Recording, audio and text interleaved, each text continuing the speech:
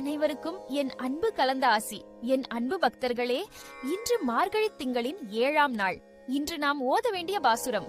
கீசு கீசு என்றெங்கும் ஆனைச்சாத்தன் கலந்து பேசின பேச்சரவம் கேட்டிலையோ பேய் பெண்ணே. காசும் பிறப்பும் கலகலப்ப கைபேர்த்து வாச நறுங்குழல் ஆய்ச்சியர்மத்தினால் ஓசைப்படுத்த தைரரவம் கேட்டிலையோ. நாயக பெண்பிள்ளாய் நாராயணன் மூர்த்தி கேசவனை பாடவும் நீ கேட்டே கிடத்தியோ. தேசமுடையாய் திரவேலோர் எம்பாவாய். இந்த பாசுரத்தின் பொருள், உறங்கிக் கொண்டிருக்கும் ஒரு தோழியை எழுப்புகிறோம். பேய் பெண்ணே, விடியற்காலையில் வலியன் குருவிகள் கீச் கீச் என்று தங்களுக்குள் பேசிக்கொள்ளும் சத்தம் கேட்கவில்லையா? வாசனை மிக்க கூந்தலை உடைய ஆய்ச்சியர்கள் மத்து கொண்டு தயிர் கடையும் ஓசையும் அவர்கள் கழுத்தில் அணிந்துள்ள ஆபரணங்கள் எழுப்பும் ஒலியும் உன் காதில் விழவில்லையா என்று அவளை கேட்கிறோம்.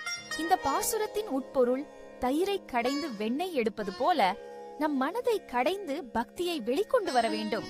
நாராயணன் மூர்த்தி கேசவனை நாம் பாடும்போது அவன் நம் வாழ்வில் உள்ள அனைத்து தடைகளையும் நீக்கி அருளுவான். கேசவன் என்ற திருநாமத்தை சொன்னாலே கவலைகள் அகலும்.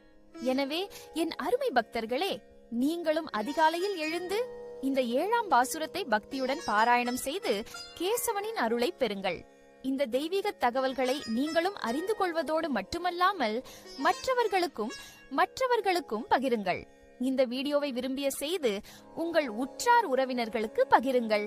அனைவரும் கிருஷ்ண பக்தியில் திளைக்கட்டும். நன்றி. நாராயணனே நமக்கே பறை தருவான். எம்பாவாய்.